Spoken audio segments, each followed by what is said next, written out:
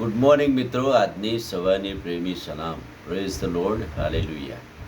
આપણે બાઇબલમાં સર્પની સાપની જે વાતો છે અને બાઇબલમાં વચનો દ્વારા એ નોંધવામાં ટાંકવામાં આવ્યું છે ને એનો આપણે અભ્યાસ કરીએ છીએ.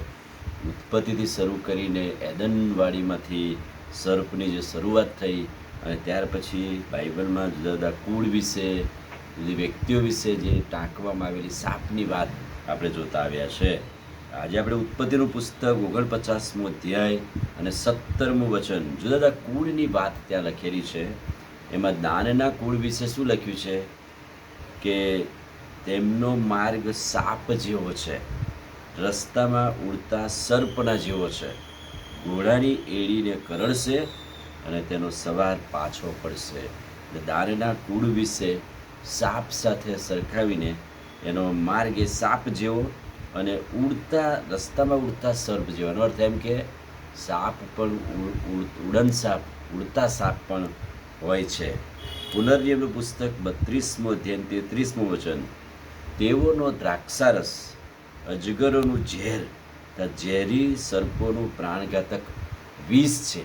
એટલે કે સાપનું જે ઝેર છે, વિષ છે, એના વિશેની વાત અહીંયા લખી છે. યશાયા પ્રબોધકનું પુસ્તક 14મો અધ્યાય અને 29મું વચન, હે સર્વ ફલિસ્તીઓ, જે છડીએ તમને માર્યા તે ભાંગી ગઈ છે, એ માટે તમે હાર ખાશો નહીં, કેમ કે તમારા મૂળમાંથી નાગ નીકળશે ને તેઓમાંથી ઉડણ સર્વ ઉત્પન્ન થશે.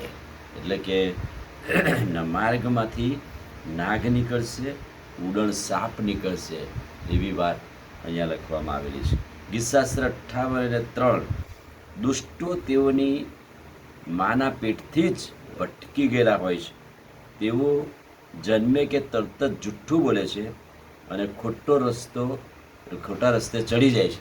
પછી એવું લખ્યું છે કે તેઓનું વિષ સાપના વિષ જેવું છે, તેઓ કાન બંધ કરી નાખનારા બહેરા સાપ છે.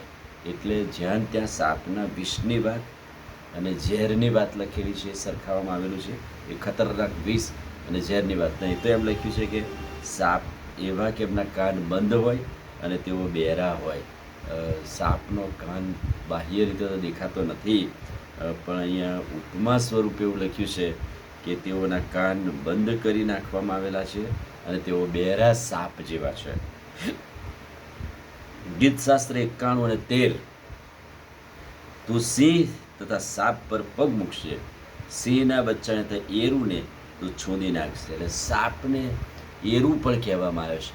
એટલે કે એનું બચ્ચું હોય ત્યારે એને એરું કહેવામાં આવે છે કે એરુને તું છોંદી નાખીશ, એવી વાત લખી છે.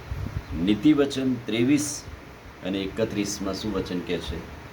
દ્રાક્ષારસ સાથે સરખાઈને કહે છે કે દ્રાક્ષારસ રાતો હોય છે, પ્યાલામાં એનો રંગ પ્રકાશતો હોય છે, જ્યારે એ પેટમાં તો ઉતરતો હોય છે ત્યારે તે પર તું દ્રષ્ટિ ન કર, આખરે તો તે સર્પની પેટે કરડે છે અને નાગની પેટે દંશે છે. એટલે કે જે દ્રાક્ષારસ, જે દારૂની વાત છે, એને સાપ સાથે સરખાવવામાં આવેલું છે કે એ સર્પની પેટે કરડે છે અને નાગની પેટે દંશ મારે છે. એટલે જુદા એક્ઝામ્પલ પ્રતીક સ્વરૂપે કહીને સાપ વિશેની વાતો બાઇબલમાં ઘણી બધી જગ્યાએ નોંધી છે, લખી છે. એ અનુક્રમે આપણે જોઈશું. આમીન. પ્રાર્થના કરી. ભલા પ્રભુ, આજે સવારે તમારા અદ્ભુત અને પવિત્ર વચનને માટે આભાર. વચનના પ્રકાશમાં દોરો, આજનો દિવસ આશીર્વાદિત કરો.